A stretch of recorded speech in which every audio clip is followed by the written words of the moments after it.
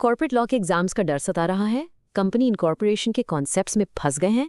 फिकर नॉट, अगली कुछ ही मिनट में हम कॉर्पोरेट लॉ के हर मुश्किल कॉन्सेप्ट को बिल्कुल आसान बना देंगे और आपको एग्जाम के लिए रॉक सॉलिड तैयार करेंगे।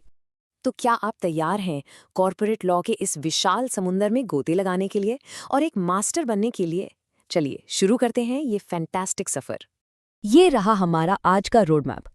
सबसे पहले हम कंपनी के आइडिया, उसके ब्लूप्रिंट को समझेंगे। फिर उस कॉर्पोरेट वेल के पर्दे के पीछे के राज से पर्दा उठाएंगे।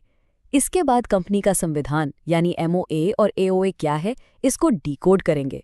फिर मिलेंगे कंपनी के जनक यानी प्रमोटर्स से, अलग अलग कंपनी टाइप्स की दुनिया की सैर करेंगे और एंड में एक सुपर फास्ट रिवीजन के साथ इस सेशन को कंप्लीट करेंगे। जैसे एक बड़ी बिल्डिंग बनाने से पहले एक ब्लूप्रिंट की जरूरत होती है, वैसे ही एक कंपनी खड़ी करने से पहले उसके अस्तित्व को समझना जरूरी है। तो आइए सबसे पहले कॉर्पोरेट वर्ल्ड के इस ब्लूप्रिंट को ही अच्छे से समझ लेते हैं। देखिए, कानून की भाषा में तो सेक्शन 220 कहता है कि कंपनी वो है जो इस एक्ट के तहत इनकॉर्पोरेट हुई हो। सिंपल। लेकिन इसकी असली पहचान, इसका असली जादू इसकी कैरेक्टरिस्टिक्स में छुपा है। आइए देखते हैं क्या है वो।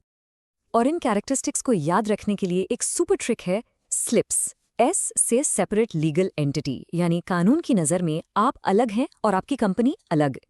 L से लिमिटेड लाइबिलिटी, मतलब कंपनी के कर्ज के लिए आपके पर्सनल एसेट्स सेफ हैं। I से इंसेसेंट या परपेचुअल सक्सेशन, कंपनी चलती रहती है, मेंबर्स आएं या जाएं। P से प्रॉपर्टी, कंपनी अपने नाम पर प्रॉपर्टी खरीद सकती है। और S से सुइंग कैपेसिटी, यानी कंपनी किसी पर केस कर सकती है और कोई कंपनी पर भी केस कर सकता है। चलिए अब एक दिमाग घुमा देने वाला सवाल, क्या कोई आदमी खुद के साथ ही बिजनेस कर सकता है? क्या वो अपनी ही कंपनी को पैसा देकर उसका क्रेडिटर यानी लेनदार बन सकता है? यही वो सवाल था जिसने कॉर्पोरेट लॉ की पूरी कहानी बदल दी। ये कहानी है मिस्टर सैलोमन की, एक जूतों के व्यापारी। उन्होंने अपना बिजनेस एक कंपनी को बेच दिया जो उन्होंने खुद ही बनाई थी। बदले में उन्हें मिले शेयर्स और सिक्योर्ड डिबेंचर्स, पर बिजनेस डूब गया। बाकी लेनदारों ने कहा सैलोमन और कंपनी एक ही हैं, पैसा सैलोमन से लो। पर कोर्ट ने एक ऐतिहासिक फैसला सुनाया।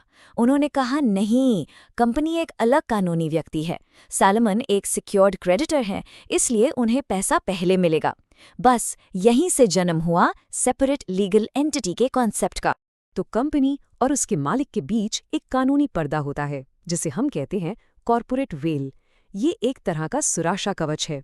लेकिन जब इस पर्दे का गलत इस्तेमाल होता है, तब कानून इस पर्दे के पीछे झांकने में बिल्कुल भी नहीं झिझकता। आइए इस मिस्ट्री को सॉल्व करते हैं। इसी को कहते हैं लिफ्टिंग द कॉर्पोरेट वेल। मतलब जब कोर्ट को लगता है कि कंपनी का इस्तेमाल एक मुखौटा या नकाब की तरह हो रहा है किसी फ्रॉड को अंजाम देने के लिए, तो कोर्ट उस नकाब को उतार देती है और असली चेहरे को सामने लाकर सजा देती है। अब ये पर्दा उठता कब है? इसके दो मेन ग्राउंड्स हैं। पहला, स्टैट्यूटरी प्रोविजंस, यानी जब कानून खुद कहता है, जैसे प्रोस्पेक्टस में गलत इन्फॉर्मेशन देने पर या फ्रॉडुलेंट ट्रेडिंग के केस में। और दूसरा, जुडिशियल ग्राउंड्स, यानी जब कोर्ट को इंसाफ के लिए ज़रूरी लगता है, जैसे फ्रॉड को रोकने के लिए, टैक्स चोरी पकड़ने के लिए या कंपनी का एनिमी कैरेक्टर पता करने के लिए। इसका एक ज़बरदस्त एग्जाम्पल है गिलफोर्ड मोटर को वी होन का केस। होन ने अपनी कंपनी के साथ एक नॉन कम्पीट कॉन्ट्रैक्ट साइन किया था, पर उसने क्या किया, कॉन्ट्रैक्ट को बाईपास करने के लिए अपनी वाइफ के नाम पर एक नई कंपनी बना ली। कोर्ट ने इस चालाकी को पकड़ लिया और पर्दा उठा दिया। साफ साफ कहा कि ये कंपनी तो बस एक धोखा है। इससे साबित होता है कि आप कानून को बेवकूफ़ नहीं बना सकते। हर कंपनी की बुनियाद दो बहुत ही इंपॉर्टेंट डॉक्यूमेंट्स पर टिकी होती है, मेमोरेंडम ऑफ एसोसिएशन यानी MOA और आर्टिकल्स ऑफ एसोसिएशन यानी AOA। एक कंपनी का संविधान है तो दूसरा उसकी इंटरनल रूल बुक। चलिए इनके बीच का फर्क जानते हैं। MOA कंपनी का कॉन्स्टिट्यूशन है।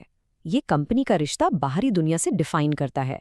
ये सुप्रीम डॉक्यूमेंट है और इसे बदलना बहुत मुश्किल होता है। दूसरी तरफ AOA कंपनी के बायलॉज यानी इंटरनल रूल बुक है। ये कंपनी के डेली मैनेजमेंट को देखती है।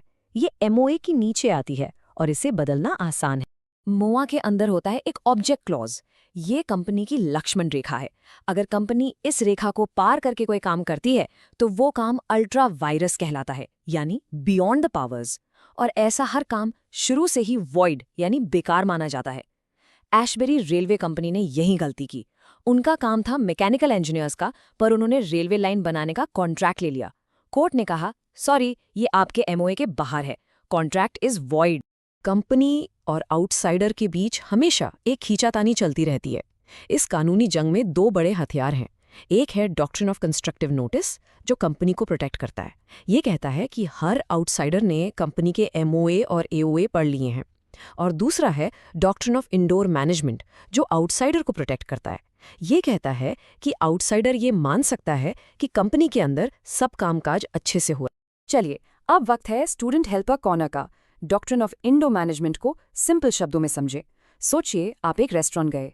आप ये तो चेक कर सकते हैं कि उसके पास फूड लाइसेंस है या नहीं, जो कि एमओए या एओए की तरह है। लेकिन आप किचन में जाकर ये तो चेक नहीं करेंगे ना कि शेफ ने हाथ धोए हैं या नहीं। आप ये एज्यूम कर लेते हैं कि इंटरनल प्रोसीजर फॉलो हुआ होगा। बस यही है डॉक्ट्रिन ऑफ इंडो मैनेजमेंट या टर्क वन रूल। सिंपल है। हर कंपनी एक आइडिया से शुरू होती है, एक सपने से। और जो इंसान उस सपने को हकीकत में बदलता है, उसके लिए सारी मेहनत करता है, उससे हम कहते हैं promoter.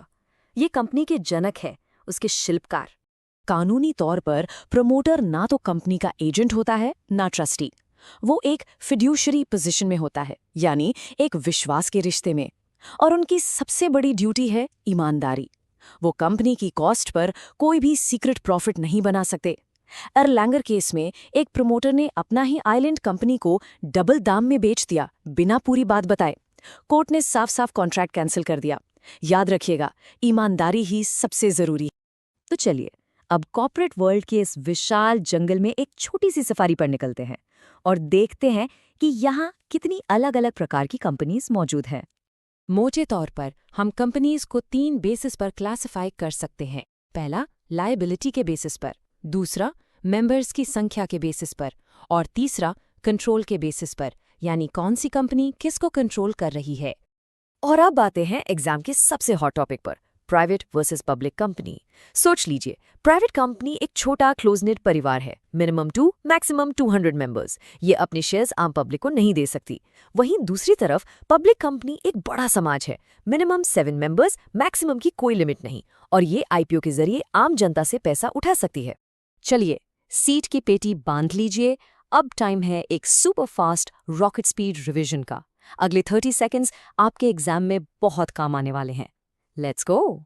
Separate legal entity, Solomon case, lifting the veil, Gilford motor case, MOA के बाहर काम, ultra vires, Ashbury case, outsider को कौन बचाएगा, indoor management, Turquand rule, promoter की duty, no secret profit, Erlanger case, और एमओए है कॉन्स्टिट्यूशन, एओए है बाय लॉज। इसे बिल्कुल दिमाग में फिट कर लीजिए।